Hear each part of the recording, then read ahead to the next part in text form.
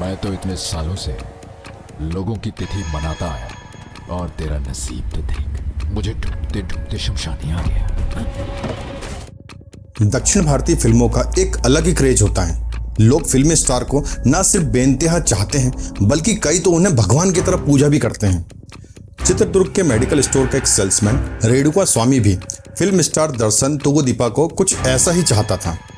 ऐसे में जब दर्शन के लोगों ने रेणुका से कहा कि दर्शन उससे मिलना चाहते हैं तो उसको अपने कानों पर यकीन नहीं हुआ।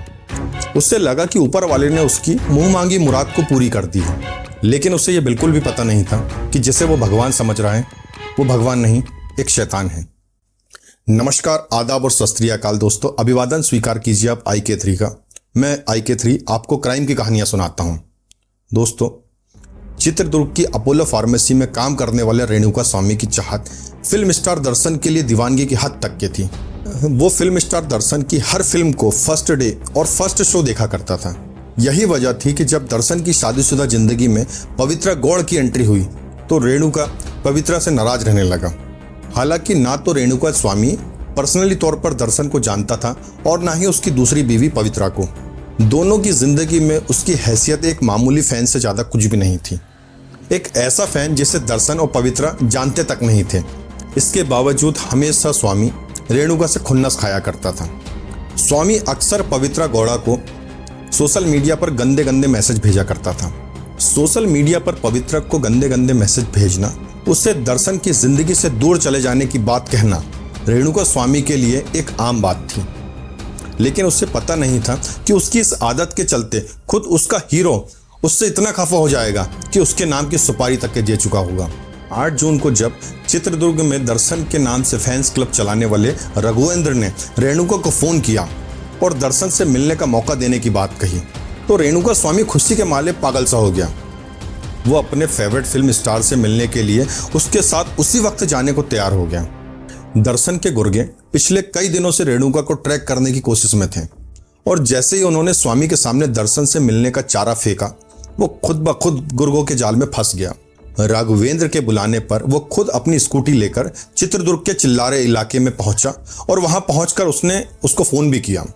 उसके बाद राघवेंद्र ने उससे मुलाकात की और अपने साथ दर्शन से मिलने बेंगलोर चलने को राजी कर लिया। राघवेंद्र अपने कुछ साथियों के साथ रेणुका स्वामी को लेकर बेंगलुरु के रवाना हो गया। रास्ते में ही उसे बाकी के गुर्गे भी मिल गए जो सीधे रेणुका को लेकर बेंगलुरु के पट्टा नगर इलाके में उस टीन शेड पर लेकर पहुंचे, जहां आखिरकार उसको घंटों टॉर्चर करने के बाद मौत के घाट उतार दिया गया। उसके कत्ल की तफ्तीश में अब इस साजिश को लेकर कई तरह की बातें सामने आ रही हैं जो चौंकाने वाली हैं। बेंगलोर पुलिस राघवेंद्र और उसके दूसरे गुर्गों को लेकर गुरुवार को चित्रदुर्ग के इसी इलाके में पहुंची, जहां उसने रेणुका को दर्शन से मिलने की बात कही और उसे धोखे से बुलाया और अगवा कर लिया। पुलिस ने आसपास के इलाकों से CCTV फुटेज भी कलेक्ट की जिसमें राघवेंद्र और रेणुका दोनों नजर आ रहे हैं। एक वीडियो में अपहरण से पहले रेणुका राघवेंद्र की बताई हुई जगह पर जाता हुआ दिख रहा है। पुलिस को अभी और भी कई ऐसे किरदारों की तलाश है जिन्होंने रेणुका को चित्रदुर्ग से अगवा करने में राघवेंद्र की मदद की। पुलिस की माने तो बेंगलुरु लाए जाने से के साथ ही रेणुका के साथ टॉर्चर का सिलसिला शुरू हो जाता है। हालांकि स्वामी को पहले तो कुछ समझ में नहीं आया कि आखिर उसके साथ ये सब क्यों हो रहा है, क्योंकि उसे दर्शन पर खुद से ज्यादा यकीन था। लेकिन यहाँ पर दर्शन के इशारे पर खुद उसी के गुर्गे उसकी जान लेने पर आमादा थे। बेंगलुरु के एक सुनसान ठिकाने पर उसके साथ मारपीट, लोहे की गर्म छड़ से दागे जाने और दूसरे तरीकों से बर्बरता की शुरुआत हो चुकी थी। चूंकि दर्शन लगातार रेणुका को लेकर अपने गुर्गों के टच में था, जब उसको बेंगलोर लाए जाने की खबर मिली तो वो खुद भी उस ठिकाने पर आ पहुंचा जहां उसको बंधक बनाकर रखा गया था। यहाँ पहुंचने के बाद पहले फिल्म स्टार दर्शन ने रेणुका को बेल्ट से बुरी तरह पीटा। यहाँ खुद उसका भगवान ही उसे सजा देने और उसकी जान लेने पर आमदा था। अब रेणुका को बुरी तरह पीटने के बाद दर्शन का जी भर गया। कुछ देर बाद दर्शन अपने गुर्गों को उसे ठिकाने लगाने का बोलकर वहां से चला जाता है। इसके बाद भी देर तक उस पर जुल्म सितम का सिलसिला चलता रहा और आखिरकार स्वामी की जान चली गई। रेणुका का पोस्टमार्टम करने वाले डॉक्टरों ने उसके शरीर पर गर्म लोहे की राड से दागे जाने के निशान पाए हैं। डॉक्टरों ने बताया कि उसकी नाक और जीभ काट दी गई और जबड़ा तोड़कर अलग कर दिया गया था। इसके साथ साथ उसके पूरे शरीर पर अनगिनत हड्डियां टूटी हुई थी। ऐसा लगता था जैसे उसे दीवार से टकरा कर मारा गया था। उसके स्कल यानी खोपड़ी में भी फ्रैक्चर के निशान मिले। बल्कि सच्चाई तो यह है कि रेणुका की लाश का पोस्टमार्टम करने वाले डॉक्टर ने इस केस का खुलासा किया, वरना बेंगलोर पुलिस ने पहले तो इसे सुसाइड यानी खुदकुशी का मामला मानकर चल रही थी। वैसे केस की कहानी सिर्फ इतनी नहीं है दोस्तों। पुणे में पोर्स एक्सीडेंट के बाद केस को किस तरीके से दबाया गया था, उसी तरह इस केस को भी दबाने की बहुत कोशिश की गई।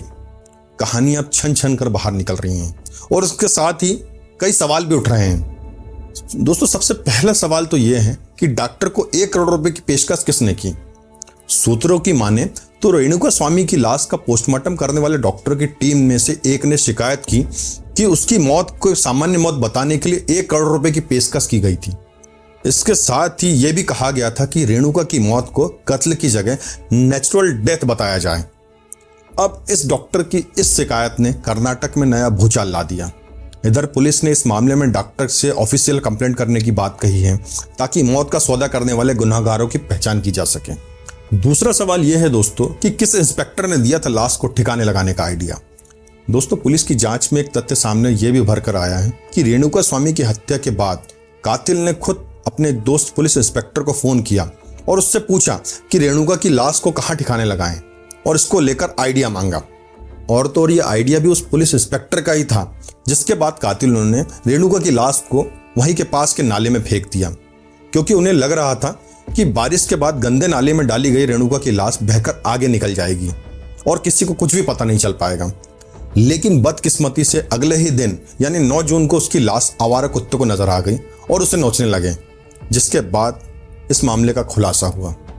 दोस्तों, मेरा तीसरा सवाल है, क्या किसी मंत्री ने भी आरोपी दर्शन को बचाने की कोशिश की। दोस्तों, पोस्टमार्टम करने वाले डॉक्टर को रिश्वत देने की कोशिश या फिर पुलिस वाले से लाश ठिकाने लगाने का आइडिया पूछना जैसी बातें कम थी, जो अब पता चला है कि कर्नाटक के एक राज्य मंत्री ने अपने दोस्त फिल्म स्टार दर्शन को इस मामले से बचाने की कोशिश की। दोस्तों, कुछ सूत्रों ने दावा किया है कि जब पुलिस ने रेणुका के कत्ल के मामले में फिल्म स्टार दर्शन को हिरासत में लिया तो इस मंत्री ने न सिर्फ बेंगलोर के बड़े पुलिस अधिकारियों को ताबड़तोड़ कॉल किया, बल्कि गृह मंत्री यहां तक कि मुख्यमंत्री के दफ्तर में भी संपर्क किया और इसकी मदद करने की बात कही। दोस्तों, हद तो तब हो गई जब इस मामले को लेकर मंत्री खुद गृह मंत्री के परमेश्वर के घर में मिलने पहुंच गया। हालांकि इस सिलसिले में पूछे गए सवाल का जवाब देते हुए गृह मंत्री ने साफ कह दिया कि इस मामले में किसी तरह का कोई दबाव नहीं है। दोस्तों, मेरा अगला सवाल है, क्या विपक्षी विधायक ने भी पुलिस पर दबाव बनाया।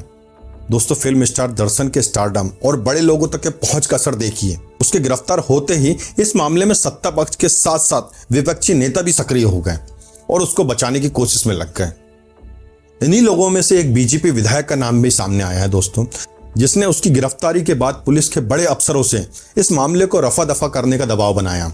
लेकिन लगातार मीडिया में आती खबरों के सामने किसी प्रकार का कोई दबाव काम नहीं आया और दर्शन पर शिकंजा कसता चला गया।